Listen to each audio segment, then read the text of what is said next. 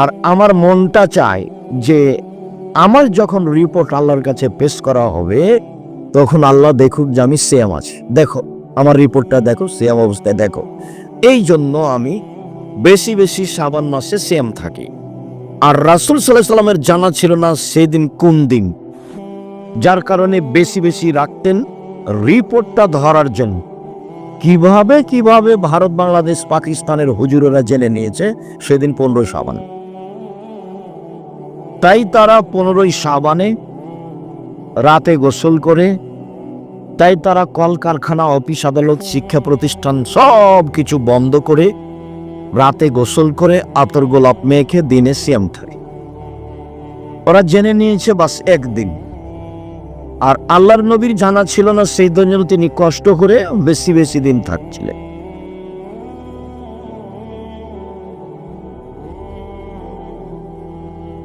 সম্মানিত দিনী ভাই বোন, ইবাদতের জগতে সবচেয়ে দামি গুরুত্বপূর্ণ ইবাদত সিয়াম। ইবাদতের জগতে সবচেয়ে দামি গুরুত্বপূর্ণ ইবাদত হলো সিয়াম। আবু সাঈদ খুদরি রাদিয়াল্লাহু তাআলা আনহু বলেন, রাসূল সাল্লাল্লাহু আলাইহি ওয়াসাল্লাম বলেছেন, মান সামা ইয়াওমান ফি সাবিলিল্লাহ বা'দাল্লাহু ওয়াজহু আনিন নারি সাবিনা খরিফা। কেউ যদি আল্লাহকে সন্তুষ্ট করার জন্য একদিন সিয়াম থাকে, তাহলে আল্লাহ তাকে জাহান্নাম থেকে 70 বছরের পথ দূরে সরিয়ে দিবেন। অফি রিওয়ায়াতিন, অন্য এক বর্ণনায় এসেছে, রাসূল সাল্লাল্লাহু আলাইহি সাল্লাম বলেছেন, মান সামা ইয়াওমান ফি সাবিলিল্লাহ বা'দাল্লাহু ওয়াজহু আন মাসিরাতে আম। কেউ যদি একদিন আল্লাহকে সন্তুষ্ট করার জন্য সিয়াম থাকে, তাহলে আল্লাহ তাকে জাহান্নাম থেকে 100 বছরের পথ দূরে সরিয়ে দিবেন।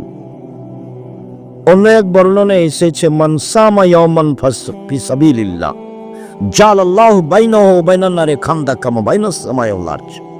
কেউ যদি আল্লাহকে সন্তুষ্ট করার জন্য একদিন সিয়াম থাকে, তাহলে ব্যক্তির মাঝে আর জাহান্নামের মাঝে একটা গর্ত তৈরি করা হবে, যে গর্তের ব্যবধান হলো আকাশ জমিনের ব্যবধান, মানে 500 বছরের পথ। 3টা হাদিসের সমন্বয়ে বলি, একদিন সিয়াম থাকলে জাহান্নাম সরে যাবে আপনার থেকে 70 বছরের পথ।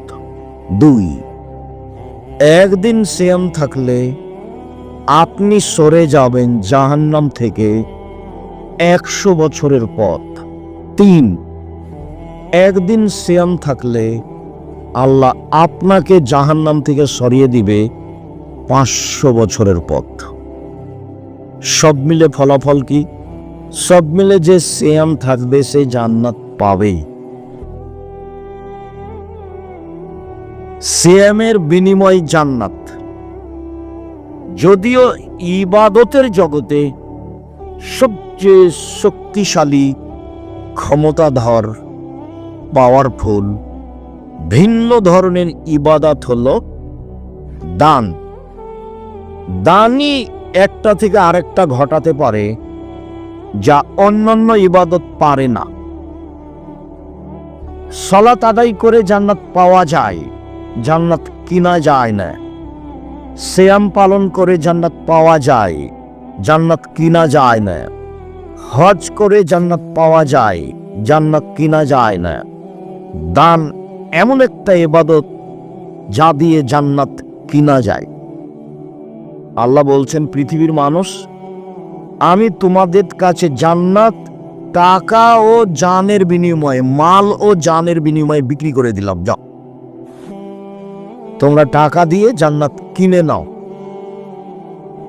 আর দান এমন একটা ইবাদত যা দিয়ে বালা মুসিবত, বিপদ আপদ দূর হয়ে যায়। দান এমন একটা ইবাদত যা দিয়ে কবরের শাস্তি বন্ধ হয়ে যায়। দান এমন একটা ইবাদত যা দিয়ে মরা মানুষের পাপ মিটে যায়। আপনি আপনার বাপ মা মারা গেছেন, তাদের নামে দান করবেন, তাদের পাপ মিটে যাবে। হাদিস বুখারী মুসলিম। দান এমন একটা ইবাদত, ও মানুষের পাপকে মিটিয়ে দিতে পারে, পানি যেমন আগুনকে নিভিয়ে দিতে পারে।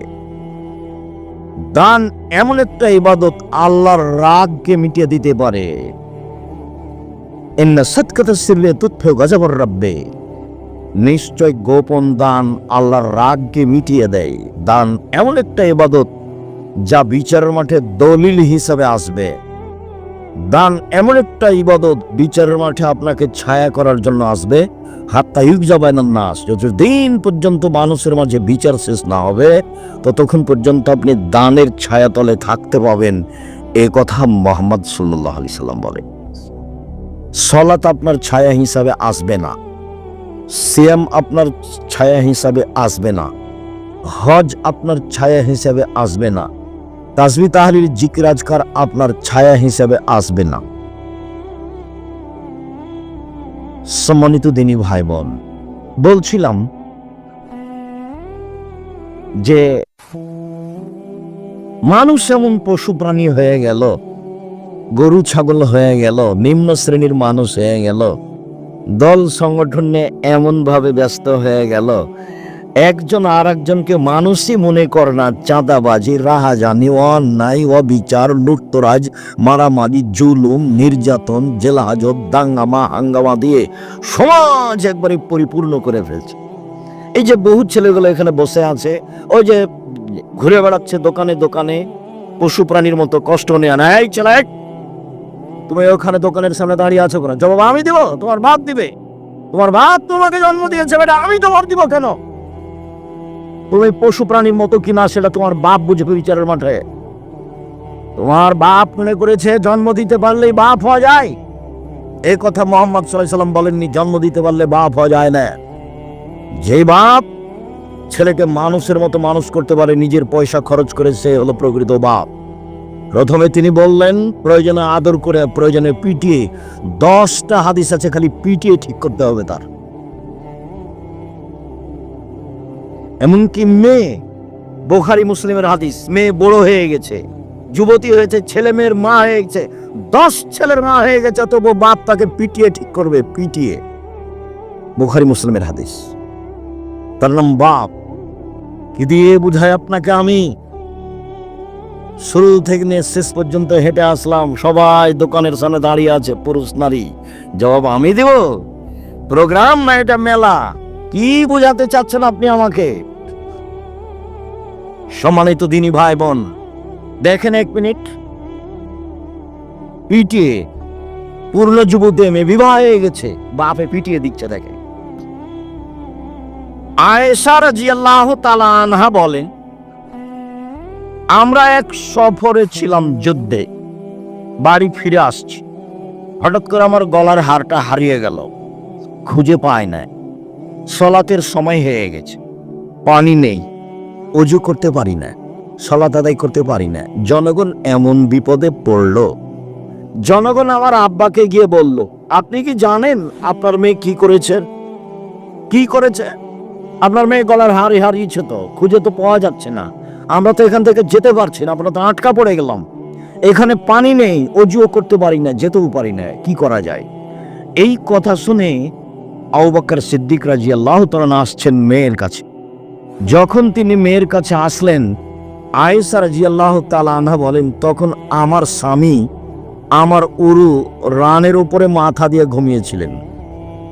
ফাল্লাকা জানি লাকজাতান শাদীদা, তিনি খুব জোরে আমাকে মারলেন এই কোমরের উপরে, এত জোরে মারলেন তাতে আমি আঁচ করলাম। আমার স্বামী আমার উরু রানের উপরে শুয়ে ঘুমিয়ে না থাকলে মাথা দিয়ে আমি মায়ের কারণে দূরে সরে যেতাম, আমি নিজেকে খুব সামলানোর চেষ্টা করলাম। কথাটি বোঝানোর আগে আবার বলি একটা কথা, এটা আরব দেশ। আমাদের দেশে যদি শ্বশুর মেয়ে জামাইয়ের ঘরে গিয়ে দেখে যে মেয়ের উরু রানের উপরে মাথা দিয়ে জামাই ঘুমিয়ে আছে, তাহলে কি শ্বশুর ওইদিকে যাবে না এভাবে ঘুরবে? বুঝতে পারলেন না মনে হয়? এইভাবে উল্টা ঘুরবে না? আমাদের দেশের গতিবিধিতে ওইদিকে যাবে না। পাল্টা এদিকে ঘুরবে। তো এই পরিবেশকে আবু বকর সিদ্দিক রাদিয়াল্লাহু তাআলা কিছুই মনে করলেন না, তিনি গিয়েই মেয়েকে মেরে দিলেন এই সময়ে। তো এবার বুঝেন, একেবারে আদম থেকে নিয়ে কিয়ামত পর্যন্ত নবী রাসূল ব্যতীত পৃথিবীতে সবচেয়ে দামি মানুষ হলেন আবু বকর সিদ্দিক রাদিয়াল্লাহু তাআলা। নবী রাসূল ব্যতীত আদম থেকে নিয়ে কিয়ামত পর্যন্ত সবচেয়ে দামি মানুষ আবু বকর সিদ্দিক রাদিয়াল্লাহু তাআলা, ইনি মেরে দিলেন। হাওয়া থেকে নিয়ে কিয়ামত পর্যন্ত যত মহিলা এসেছে, যত মহিলা আছে, যত মহিলা আসবে, সবার চেয়ে দামি হলেন আয়েশা রাদিয়াল্লাহু তাআলা আনহা, তাকে মেরে দিলেন। আর যার সামনে মারলেন ইনি হচ্ছেন জামাই। আদম থেকে নিয়ে কিয়ামত পর্যন্ত নবী রাসূল জনগণ নির্বিশেষে সবার চেয়ে দামি। আদম আলাইহিস সালামের চেয়ে দামি, ইব্রাহিম আলাইহিস সালামের চেয়ে দামি, পৃথিবীতে সবার চেয়ে দামি মানুষ মুহাম্মদ সাল্লাল্লাহু আলাইহি সাল্লাম, তার সামনে মেরে দিলেন। এবার তাহলে বুঝেন, সবচেয়ে বড় মানুষে মারলেন, সবচেয়ে বড় মহিলাকে মারলেন, সবচেয়ে বড় মানুষের সামনে মারলেন, বিবাহিতা মেয়েকে মারলেন, জামাইয়ের সামনে মারলেন, পূর্ণ যুবতী মেয়েকে মারলেন, হাত দিয়ে মারলেন, খোলা মাঠে মারলেন, 1400 মানুষের সামনে মারলেন, সবচেয়ে বড় মানুষে মারলেন, সবচেয়ে বড় মহিলাকে মারলেন, সবচেয়ে বড় মানুষের সামনে মারলেন, পূর্ণ যুবতী মেয়েকে মারলেন, বিবাহদারী মেয়েকে মারলেন, জামাইয়ের সামনে মারলেন, হাত দিয়ে মারলেন, দিন দুপুরে মারলেন, খোলা মাঠে মারলেন, 1400 মানুষের সামনে মারলেন। এত বড় মানুষে, এত বড় বেটিকে এত বড় মানুষের সামনে খোলা মাঠে মেরে দিলেন। ভুল কোথায় গলার হার হারিয়ে গেছে খেয়াল করতে পারেননি, সেই জন্য। আর আপনার মেয়েটা জোর থেকে এখানে ঢং ঢং করে ঘুরছে, আপনি তার খোঁজও নিতে পারেন না, আপনি আবার বাপ, ছি, ঠু ঠু। আপনার মেয়েকে বাপের প্রয়োজন আমি মনে করি না। 519 জন ইয়াতীম অসহায় আছে জামিয়া সালাফিয়ায়, দেশের সবচেয়ে বড় প্রতিষ্ঠান, আলহামদুলিল্লাহ সবচেয়ে বড়। 519 জন খালি ইয়াতীম অসহায় আছে। আপনি মারা গেলে কালকে আবার যদি 500 মেয়ে যায় ওখানে চলে যায়, সমস্যা নাই, চলবে ইনশাআল্লাহ। আপনার মতো বাপ আমি বেঁচে থাকা চাইনি।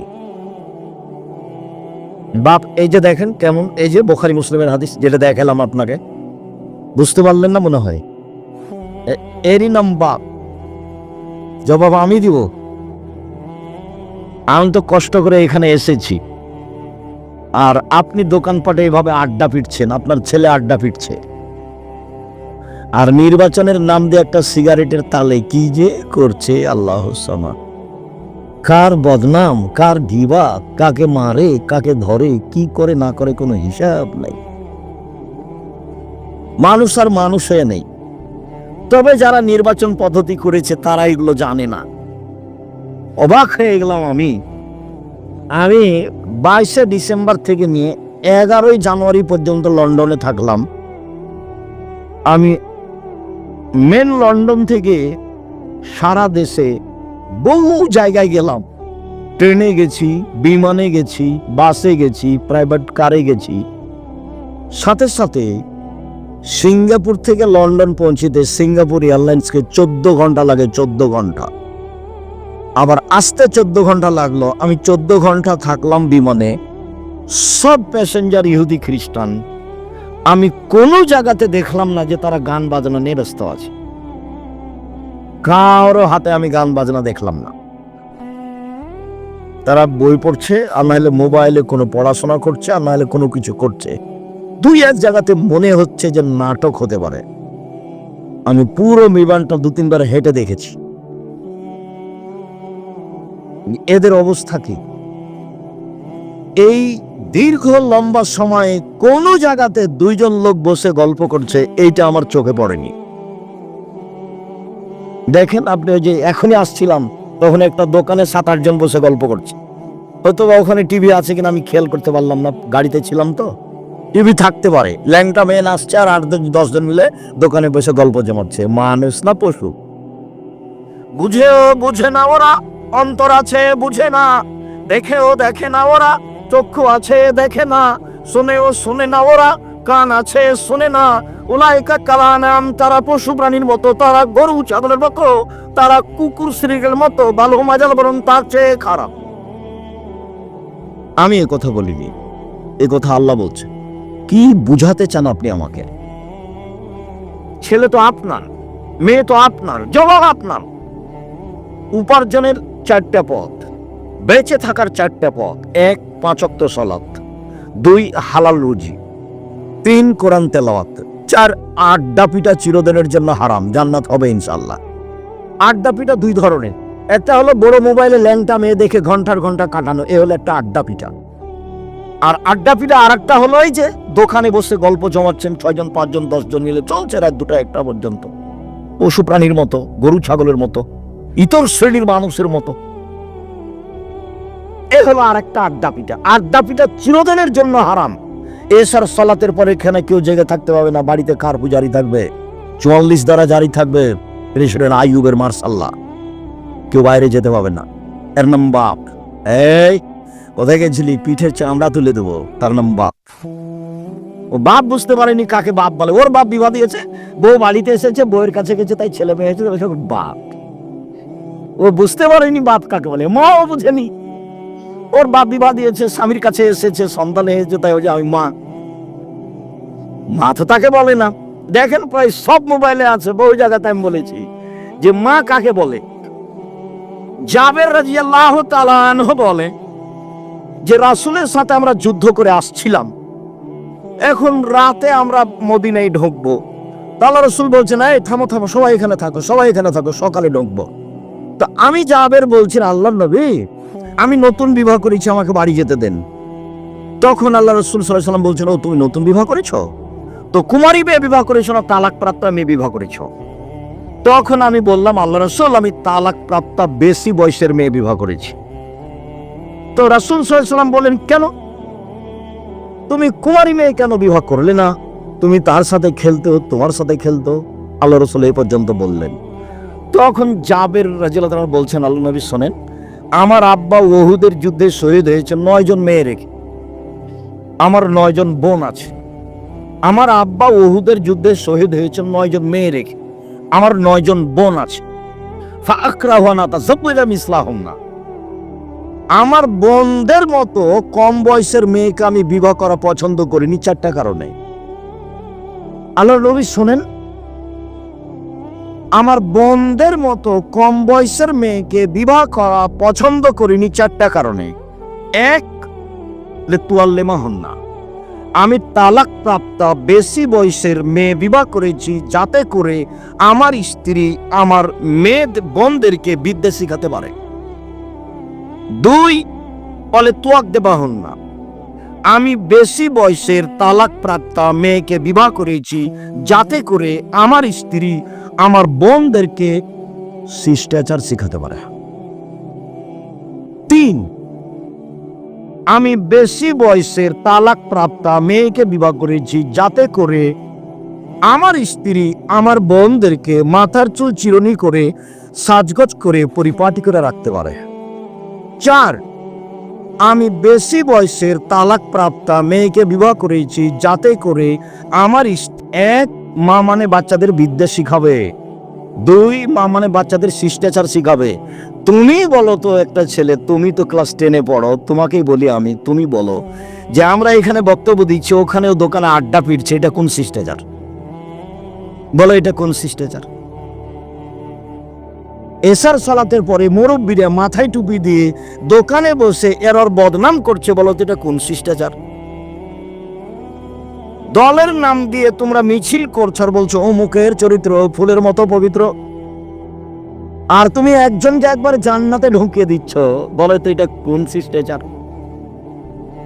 বিগত বছর চাঁপাইনবাবগঞ্জ কনসার্ট একদিন প্রোগ্রামে গেছি, তা আমাকে বলছেন যে আপনি আমাদের নেত্রীর জন্য দোয়া করবেন। তা আমি অবাক হয়ে গেলাম। আমি বললাম, দুঃখিত, আপনার কথায় আমি অবাক হয়ে গেলাম। আমি জাতির কাছে কোনোদিন বিক্রি হয়নি। আপনার কাছে বিক্রি হতে হবে এরকম হিসাব আমার মাথাতে নেই। আমি মুসলিম পুরুষ নারীর জন্য দোয়া করি। আপনি যেভাবে বলেছেন সেভাবে আমার দেহে স্বাস্থ্য আগামী সম্ভব নয়। কিন্তু বলেন কি, আপনাদের নেত্রীর বয়স 45 মিনিট। যারা যত বড় জালেম হবে তার সময় তত কম হবে। ফেরাউনের বয়স ছিল মাত্র 2-3 মিনিট। ফেরাউন ডুবলো, ডুবলো ডুবলো ডুবলো গেছে 2-3 মিনিট। আর আদ সামুদের বয়স সময় ছিল হাফ মিনিট, 30 সেকেন্ড, 20 সেকেন্ড, বিদ্যুৎ, তারপরে নেই, আদ সামুদ নেই।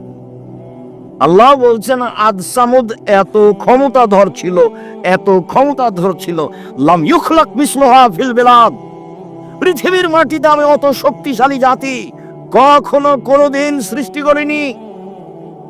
ফেরাউনকে আল্লাহ বহুবার বলেছেন, ফেরাউন মনে রেখো, তোমার পূর্বে যারা ছিল তারা অর্থ সম্পদে তোমাদের চেয়ে বেশি ছিল।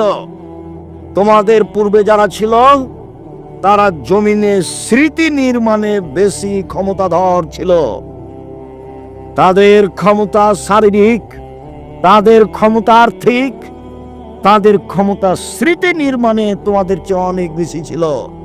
যার কারণে আমার মনে হয় মিশরের পিরামিড ফেরাউন তৈরি করেনি, আদ সামুদ করেছে।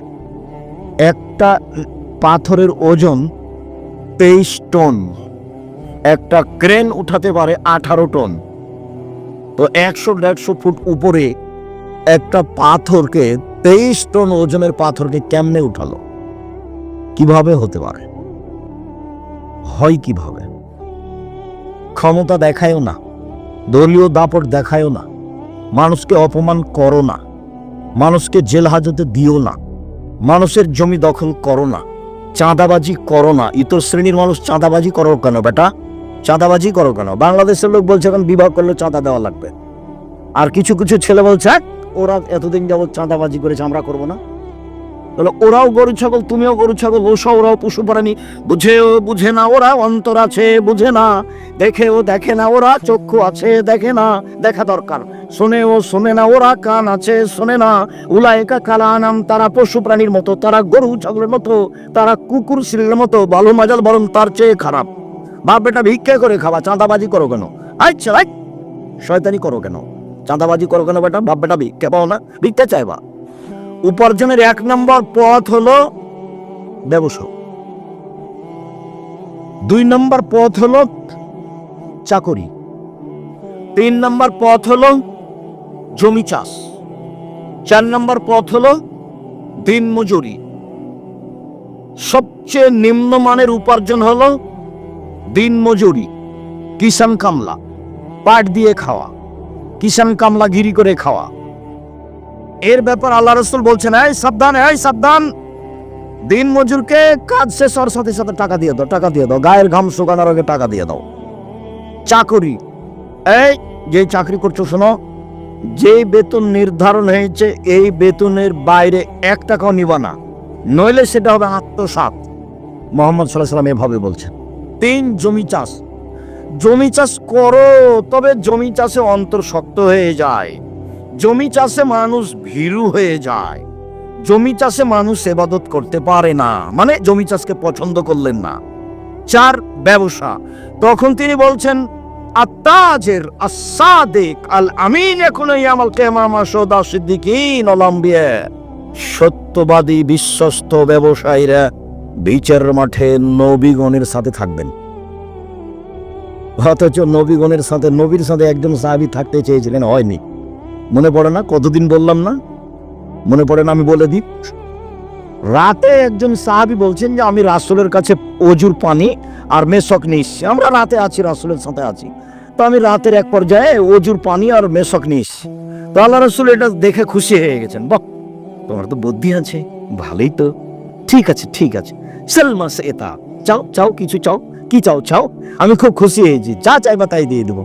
তখন সাহাবী বলছেন আসআলুকা মুরাফাতাকা ফিল জান্নাহ, আপনার সাথে জান্নাতে থাকতে চাই। যেমন বলা তেমন উত্তর। চাও চাও কিছু চাও, খুব খুশি আমি, চাও বলছে আপনার সাথে জান্নাতে থাকতে চাই। তখন আল্লাহ রসুল বলছেন আওয়া গায়রা জালেক, না না না না না, এটা নয় এটা নয়, অন্য কিছু চাও অন্য কিছু চাও। তখন সাহাবী বলছেন ও জাকা, ওটাই চাই ওটাই চাই। তখন আল্লাহ রসুল বলছেন দেখো ইন্নী বিকাসরাতি সুজুদ আলা নাফসি, তুমি একটু আমাকে সাহায্য করো বেশি বেশি সিজদা করে, তাহাজ্জুদ পড়ো, তাহলে আমি কাউকে এমনি পাশে নিয়ে থাকতে পারবো না। একটু বেশি বেশি করে তাহাজ্জুদ পড়ো, সিজদা করো বেশি, আমি চেষ্টা করব তোমাকে সাথে নিয়ে থাকার। লোকটাকে নিজে বললেন চাও চাও চাও কিছু চাও। তো সাহাবী বললেন কি আর চাইবো, আপনার সাথে থাকতে চাই। না না না না, এটা না, অন্য কিছু চাও অন্য কিছু চাও, ওটাই চাই। তখন বলছেন যে তাহাজ্জুদ পড়ো, নাহলে নিয়ে থাকতে পারবো না, বিচারের মাঠে আপনাকে জান্নাতে আমি পাশে নিয়ে থাকতে পারবো না। আর এখন বলছেন সত্যবাদী বিশ্বস্ত ব্যবসায়ীরা বিচারের মাঠে নবীদের সাথে থাকবেন। নেন এবার আর একটা শুনবেন। আল্লাহ রাসূল বলছেন ইয়া মাশারাত তুজ্জার, ব্যবসায়ীরা শুনো, ইন্নাল বাইআ ইয়াজরুন কিযবাল হালাব, ব্যবসাতে মিথ্যা কথা চলে আসে, কসম চলে আসে, ব্যবসাতে মিথ্যা কথা চলে আসে, কসম চলে আসে। ফাসুবহু বিসাদকা, তোমরা দান খয়রাত করে মিটিয়ে দাও, দান খয়রাত করে মিটিয়ে দাও। ব্যবসার কত তিনি ব্যাপারে ব্যবসায়ীকে উৎসাহিত করলেন। চকলেট বিক্রিও ব্যবসা, বাদাম বিক্রিও ব্যবসা, কলা বিক্রিও ব্যবসা। জাপান থেকে মাল নিয়ে এসে চট্টগ্রামে নামিয়ে ঢাকাতে নিয়ে আসা ব্যবসা। যখন আপনি সত্যবাদী ব্যবসায়ী, তখন এসব পথ, উপার্জনের পথ চারটে বাছাই করো। এই ছেলে চারটেই যদি না পারো তাহলে বাপ বেটা কি করবে? ভিক্ষে। গেলে কেন ওখানে? ও মুখের চরিত্র ফুলের মতো পবিত্র বললে কেন? ওকে চিনো তুমি? পিছনে গেলে কেন? মানুষের বদনাম করো কেন? ইতর শ্রেণীর মানুষ বাপ বেটা মনে করো কি? আমি তো গালি দিতে আসিনি, আমি দুঃখিত। তুমি জাতির কাছে চাঁদা চাইলে গেল, তোমরা বাপ বেটা জাতির জন্য বোঝা, তোমরা জাতির জন্য ঘৃণিত মানুষ। তুমি লুটতরাজ, তুমি দাগাবাজ, তুমি ধোকাবাজ, তুমি জুয়াচোর, তুমি চোর করে চাঁদা আদায় করো, চাঁদাবাজ। এই জন্য জন্ম নিয়েছ। জাতির উপকার করিও। কিছুই যদি না পারো তো একটা বৃদ্ধ মানুষকে ধরে একটু রাস্তা পার করে দিও। কিছুই যদি না পারো তো একটা ভ্যান ঠেকে আছে একটু পার করে দিও ধরে। কিছুই যদি না পারো তো পাশে একটা বৃদ্ধ মানুষ এসেছে, ওকে তুমি উঠে গিয়ে বসতে দিও। কিছুই যদি না পারো তো গাড়িতে একটা লোক ধরছে না, একটা বয়স্ক মানুষ এসেছে, তুমি আছো, তুমি নেমে গিয়ে বলো চাচা আপনি যান, আমি পরে যাও, চাচা আপনি যান, আমি পরে যাব, আপনি যান। এটা করিও। কিছু যদি না পারো, জাতির উপকার করো। দাগাবাজ হয়েও না, ধোকাবাজ হয়েও না, জুয়াচোর হয়েও না, চাঁদাবাজ হয়েও না। কেন এগুলা করবা? অবাক হয়ে যাই, লন্ডন অমুসলিম কাফেরদের দেশ, মুহাম্মদ সাল্লাল্লাহু আলাইহি সাল্লামের সব নিয়ম কানুন শিষ্টাচার নিয়ে নিয়েছে। একটা মেয়ে বোরখা পরে, 22 হাতের বোরখা পরে সারা দিন সারা রাত যদি ঘুরে, কেউ তাকে একটু কটু কথা বলতে পারবে না, মজাক করতে পারবে না। একটা মেয়ে যদি কাপড় ছাড়াই হাঁটে, গায়ে কাপড়ই না এমনি হাঁটছে, সারা দিন হাঁটলে কেউ তার দিকে বাঁকা চোখে তাকিয়ে কথা বলতে পারবে না। কথা বললেই 18 বছর জেল হবে। কতদিন জেল হবে? 18 বছর। খালি মেয়েটা যদি অভিযোগ করে তাহলে 18 বছর জেল হবে। যে দেশে বিবাহ নাই, যে দেশে জেনা কোনো ব্যাপার নয়, এরপরেও একটা মেয়ে খালি গায়ে হাঁটছে রাস্তাতে, কেউ যদি কোনো জায়গায় মজাক করে একটু উত্ত্যক্ত করে, মেয়েটা যদি পুলিশকে ডেকে বলে দেয় এর 18 বছর জেল হবে, মুখ খুলবে না, এর ভয় আছে 18 বছর জেল, মুখ খুলবে না। দুনিয়া উল্টে গেল, রাস্তাতে হাঁটছে ওর পাশাপাশি তার সাথে একটু কথা বলবে না সাহস করে, তার নাম নিয়ম। এটাই মুহাম্মদ সাল্লাল্লাহু আলাইহি সাল্লামের নিয়ম। নিয়মটা ওরা নিয়ে নিয়েছে, আর ভোট পদ্ধতি ওরা করে না, আমাদের উপরে চাপিয়ে দিয়েছে। এসব গতিবিধি যত কি